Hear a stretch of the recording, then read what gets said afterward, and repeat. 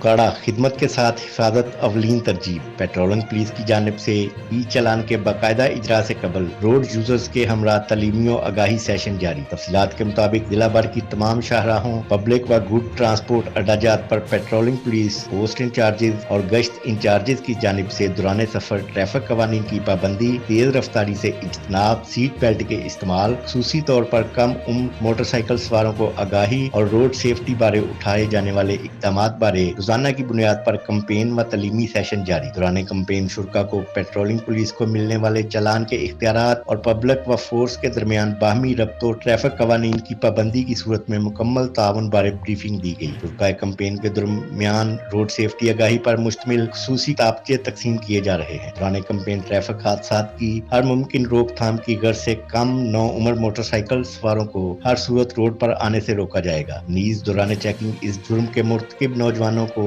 Detain کر کے والدین کی جانب سے شورٹی بانڈ متعلق پابندی، ٹریفک رولز حاصل کرنے پر اس شرط کے ساتھ کہ آئندہ ایسی قانون شکنی نہیں ہوگی، مہذب انداز کے ساتھ وارننگ دی جائے گی. سہیل خان، اوکاڑا.